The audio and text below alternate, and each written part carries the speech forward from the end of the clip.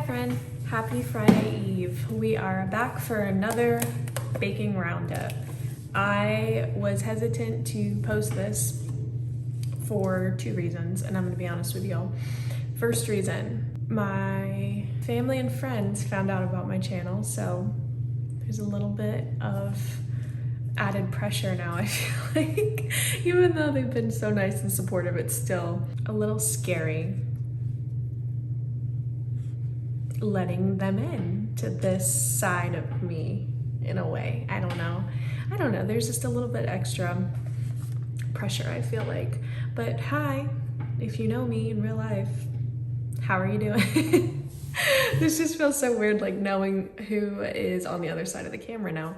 But another reason is, as you know, I had my first event last week and it went really, really well. I got three orders, three or four orders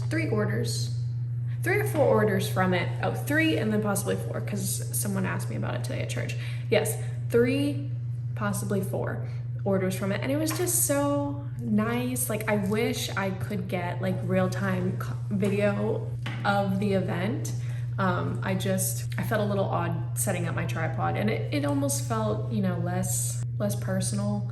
It felt a bit impersonal if I took my camera out and started like filming everyone. But I do wish I had bits of that for not only you guys to see, but also like for myself, just to see, you know, it from a different point of view, because from my eyes, it was just so fun. And there was two really great speakers there, and they talked about their story and things that have made them who they want to be. And I just found that really, really beautiful and inspiring, and it was just a really good time. And then after that, I rushed off to my new job. So it was a very, very hectic day, which is all for me to say that I did nothing really in the month of April, baking wise. I baked a lot of bread. And so this list exemplifies that. There's not 10 items to choose from. There are, let's see, I wrote them down. There's four. So let's just say this is gonna be a little bit of a shorter video, and that's okay, because I am so excited to finally get into baking things I've been putting off for a long time because I was scared that they were gonna go terribly wrong. But now I'm feeling a little more confident with my bakes, so I'm very excited. I think May is gonna be a really great month. But let's review April really quickly. So we have 4 you have to try recipes, and then we have 2 could be improved recipes. So number 1, you have seen it in short form content. You have seen me talk about it consistently on the girls' night video. You have heard me rave about these. These are the espresso, I still don't know the name of them, I really should. Espresso chocolate cupcake sourdough discard cupcake. There's espresso, there's sourdough, there's chocolate. It's so good. The 3 things you could ever want together, I don't know. I don't think there's anything better, if I'm honest. These were an absolute hit. Like I said, I have 2 friends now who are demanding it for their birthday. And that's not like me tooting my own horn, that's me tooting the person that created the recipe's horn. I'll have it linked down below as always. But yeah, whoever made that recipe, hats off to you, girl, because you absolutely smashed it. It was so good. I will say there's been a lot of bakes that are very time sensitive, if that's a way to say that. Like they have a very fast approaching expiration date. I'm not sure how long I can enjoy these for because they don't have preservatives, they're homemade, etc. But these cupcakes lasted a very, very long time. The shelf life on them is actually unreal. You can keep them in the fridge. You can also keep them out on the counter. You can wrap them up, or you could literally just leave them out sitting on the table, which is exactly what I did. I had 2 that made it into the fridge for my coworkers, and then 1 that got taken home to a spouse. That was wrapped. I wrapped that. I don't know what they did with it, but table, fridge, it lasted and they were able to enjoy that. And then I've had the one sitting on my table from the night till probably about half a week later or something like that. They lasted a really, really long time, and I was really happy with the way that they came out. The buttercream icing was super good. I was worried that it would be strong or overpowering or just, I don't know, kind of gross, because I don't love coffee flavored things. If you love coffee flavored things, then this is like your cup of tea. But if you don't love coffee flavored things like me, this is also your cup of tea, because it's the perfect blend. You get the nice tartness, the chocolate's really rich, and then you get that little kick of espresso. It's not overpowering. They all blend seamlessly together, and I think about these cupcakes often, and that should say a lot because I don't think about my hot crust buns often, or my banana muffins, or my soda bread. I don't think about them ever, but I think about these cupcakes a lot. Moving into number 2, cinnamon raisin loaf. This is a new flavor that I tried on my sourdough loaf, and I was nervous. Let's just be honest here. I was absolutely petrified that when I brought this out of the oven, 1, it was gonna be wet, 2, it was gonna be like the cinnamon challenge. Do you guys remember the cinnamon challenge where you literally take a tablespoon, and we were using spoons as tablespoons, heaping spoonful of tablespoon of cinnamon, and you tried to eat it?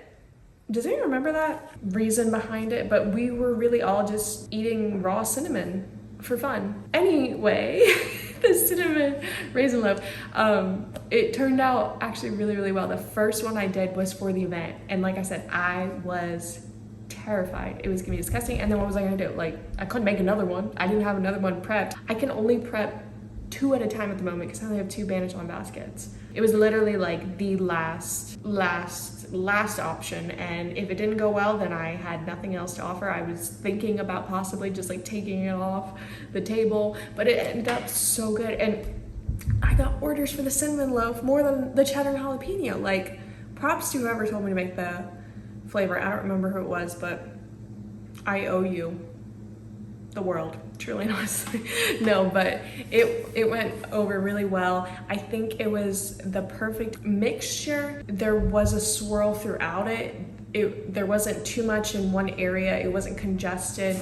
And the recipe that I used was King Arthur's. And it's not even for sourdough. It was literally just a cinnamon raisin bread loaf. Honestly, I value King Arthur's flour. Like, I will always recommend that to people.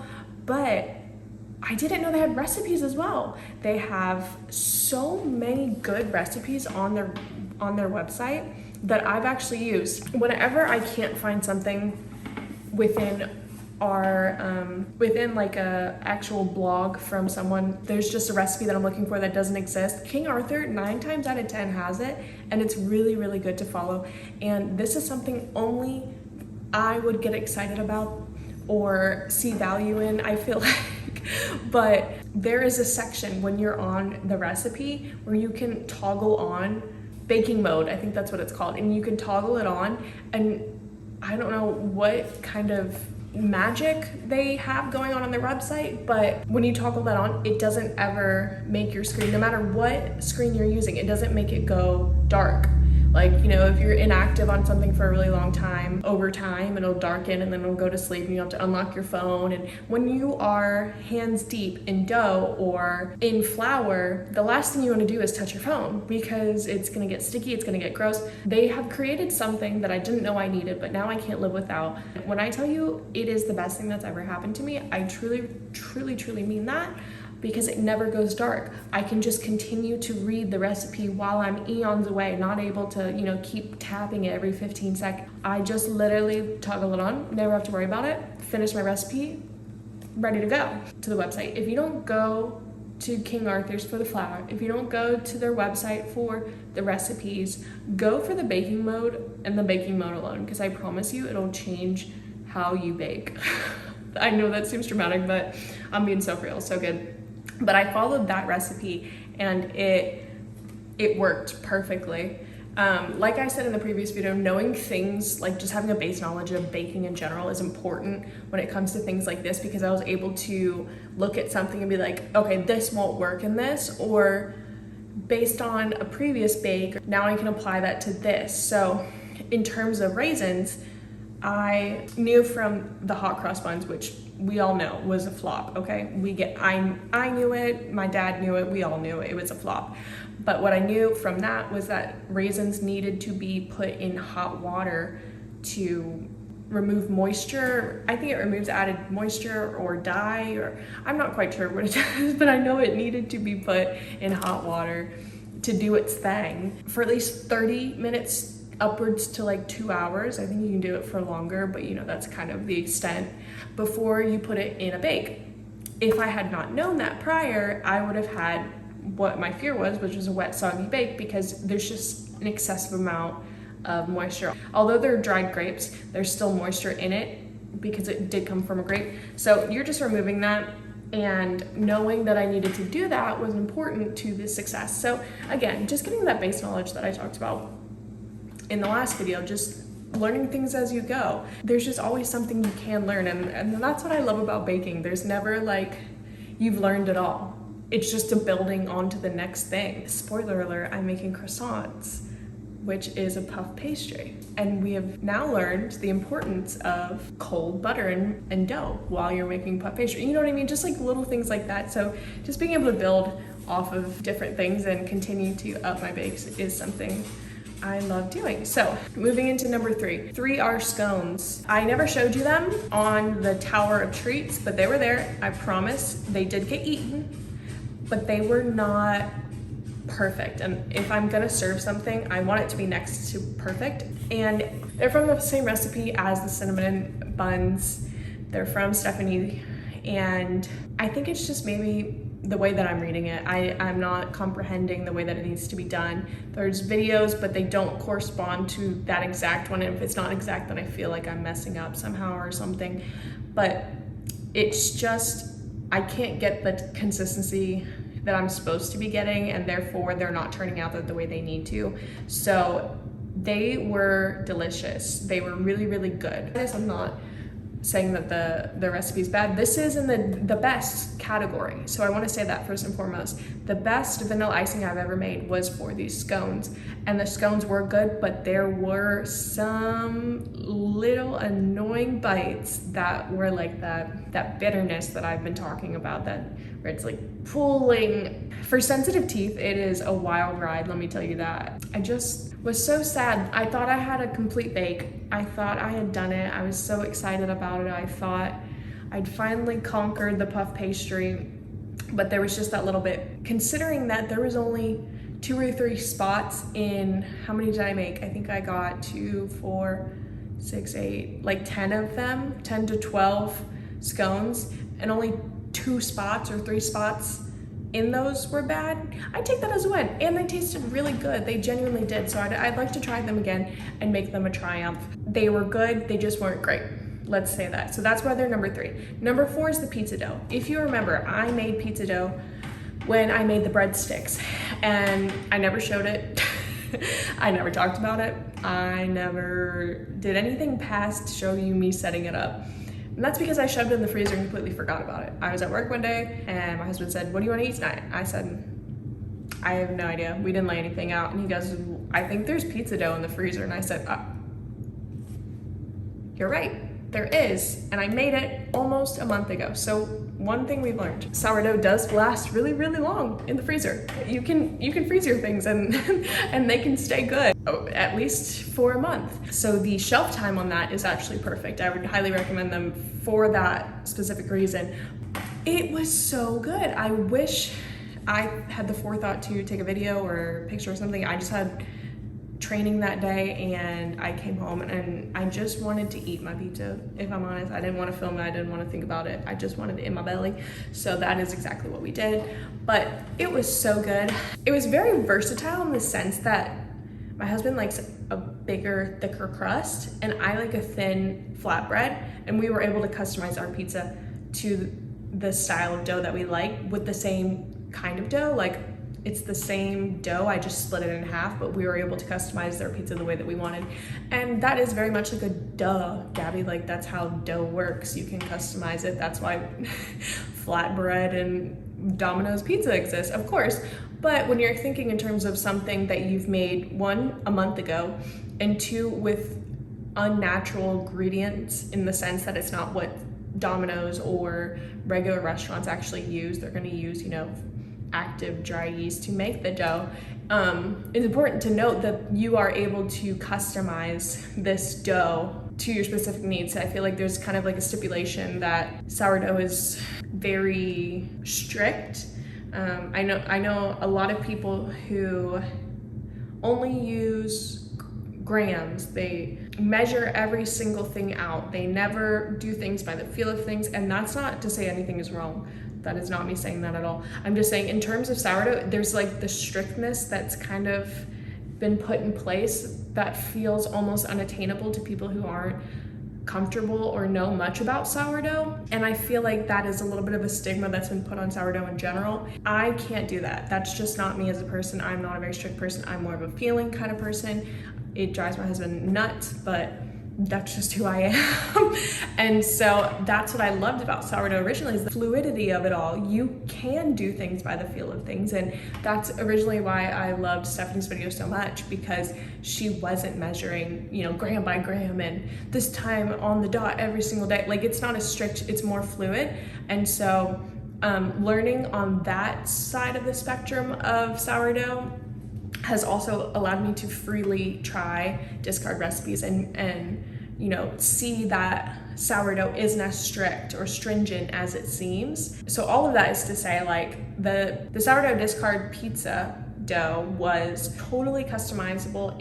It wasn't, you know, a thick crust only or thin crust or Chicago style. It wasn't any of those things. It was whatever you wanted it to be. You just created two different pizzas from the same dough, and I thought that was really cool. So it's not number one, but it is number 4, and that is the last thing on our best list because it was really, really good, and I loved the texture of it when you baked it. They baked evenly.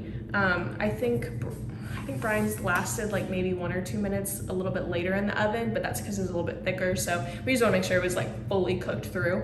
But the consistency was really good. There was a nice crunch, and like I said, I baked this a month ago. I totally forgot it was in there, and I just came home and it was a super easy meal. We just had a little bonding time putting sauce and mozzarella on it and shoved it in the oven, and then, you know, we watched our shows. So it was nothing that like really took extra time out of our day. It just added to it, and that is why it's on my list. There was a lot less prep in the sense that the other 3 recipes required a little bit more upkeep to get to the final result. This was very, very quick from what I remember. So now moving into our worst. There's only 2. Like I said, I didn't bake much this month. I was starting a job as well as doing that event, and all of my time was really spent on just making bread and training for my job. So number 1 was the pound cake. You may remember the pound cake. You might not remember the pound cake. This was from the girls' night video, and I absolutely botched this thing, and that is why I just didn't want to really show it, because I didn't feel like I gave it a fair shot in the video in general, because I knew immediately once I messed up and continued to keep going that it wasn't going to turn out the way that it's showing in the recipe, because obviously I didn't follow the recipe. Duh. But the pound cake is number 1 on the worst, and this is where room for improvement comes in, because I didn't follow the recipe. For it to be better next time, I'm gonna follow the recipe. I think there was a section like, it's like creaming the butter. I was like, oh, here we go, creaming the butter again. I love to cream the butter, blah, blah, blah. You know, that whole tirade I went on about creaming butter from, gosh, like 2 videos or 3 videos or something like that. I don't remember, but I remember having that inner tirade with myself, be like, oh, here we go again, creaming the butter, and then I didn't cream the butter. And I'm sitting there like, why is this not mixing well? Why is this not doing what it's supposed to be doing? Well, because you didn't cream the butter, sis. If I were to do the pound cake again, I would absolutely cream the butter and follow the recipe, and I think that would bring it up to the best, and I think we'd have 5 best. But because I didn't follow the instructions, we are gonna put it in this category as the worst, with room to grow. Number 2, if you can believe it, the scones are also in the worst category.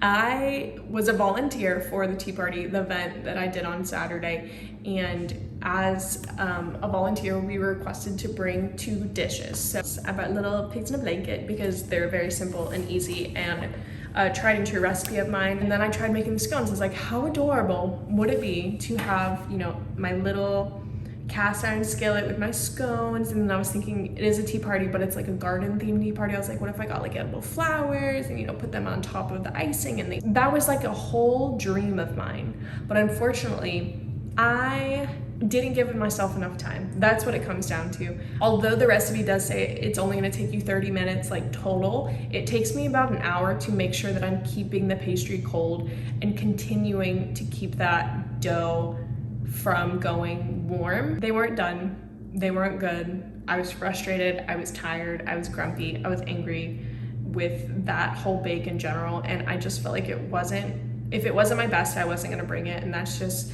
kind of how I am in general about my bakes. Like, if it's not the best, I'm not gonna present it to people because I'm not proud of it. And looking at that in the oven in the morning, I just wasn't proud of it, and so I wasn't gonna bring it. And I feel really bad that I didn't bring the 2 trays, and I know in the grand scheme, no one missed my subpar scones, but to me, you know, I really wanted to bring them like I said I was gonna do. But that is why they are in 2 categories. The girls' night out was a lot better because 1, I finished it, 2, I gave myself ample time to finish it, and 3, there was only just a couple bad spots, whereas these ones, the second time around, I wasn't able to complete the bake. I didn't give it time to cool. I didn't even taste one to know if there was bad spots in it. If there was, then that would be even worse, giving them to people that I care about. So that's why they are in 2 sections. But that is literally all I have for this week. Only 2 bad ones because, again, I didn't bake much. 5 good ones. I think that's a win for April, and I am super excited to see what May holds. I'm incredibly happy that you're here, and I hope I get to see you in the next video.